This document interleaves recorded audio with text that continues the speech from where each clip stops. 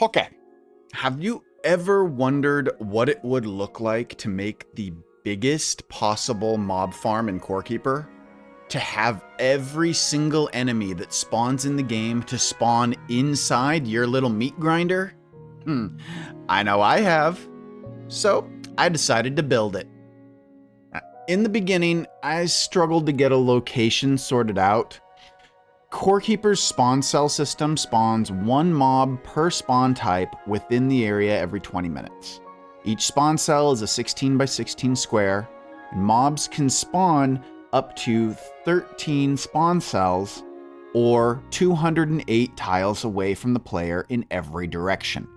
And that's how big this mob farm will be. That totals out to 26 by 26 spawn cells or 676 spawn cells. For visual reference, that's bigger than the entire dirt biome, including Gorm's Track. That's a lot of crap to clear out. It's a lot of materials to use. I used about 8,000 temple blocks to make walls, and over 65,000 crystal crust tiles and conveyor belts to build this farm. Now, why crystal crust?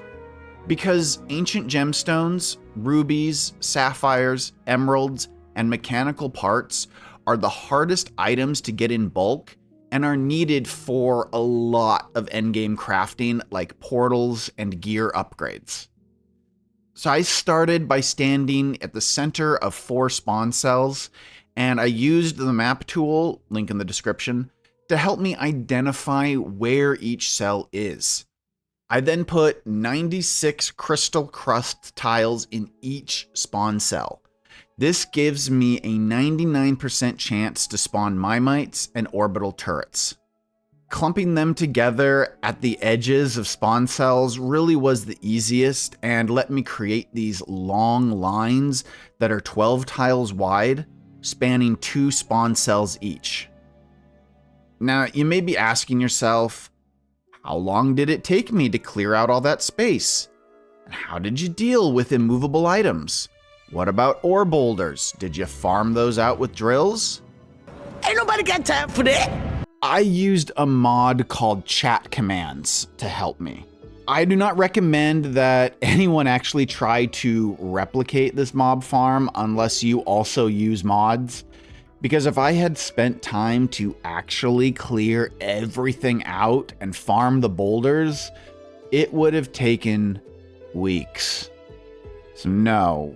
Instead, I used commands to clear the land, remove the immovable objects, and just make my life infinitely easier. Be warned though, even with mods like this, you can't move boss spawners. So if you do decide to build this, don't put it anywhere near a boss. I had to actually shift mine north a couple of spawn cells just to avoid the Ivy spawner. My original kill box was also too small, and the mobs ended up bunching up a lot. Turrets wouldn't be hitting the same mob enough times to kill it quickly, so I expanded it outward and added a lot of extra turrets to ensure that everything is dead and the mobs don't build up too much. Overall, it's a very simple design. I added a basic auto sorter in the middle to get me to organize the loot and let me scrap the leftovers. Speaking of loot, this is what I had in loot after a couple of hours. I also scrapped all the extra armor and weapons, which got me all of this loot as well. It was a pretty good haul for not having to actually do anything. Now, should you make this farm? No, probably not. I mean, it took me 9 hours in total to put this together, and that was with all the cheat commands that I used to clear the space and spawn the items I needed.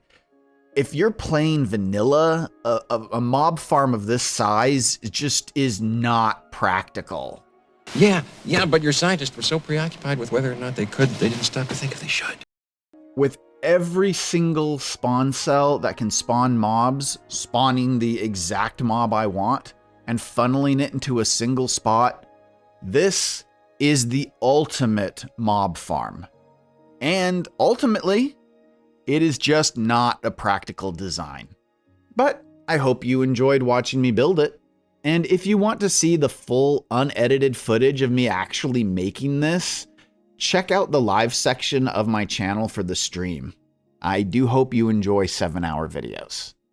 And if you want to know how mob farms like this are made in general, I recommend checking out my mob farm series where I go into tutorial details on what spawn cells are, how spawn cells work, why you should be putting things in spawn cells and around them, and how to organize your mob farm to maximize the benefit of it.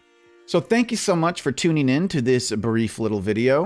Be sure to like it if you enjoyed yourself and subscribe if you haven't already. Until next time, stay happy, stay healthy, stay crazy, you little cuties.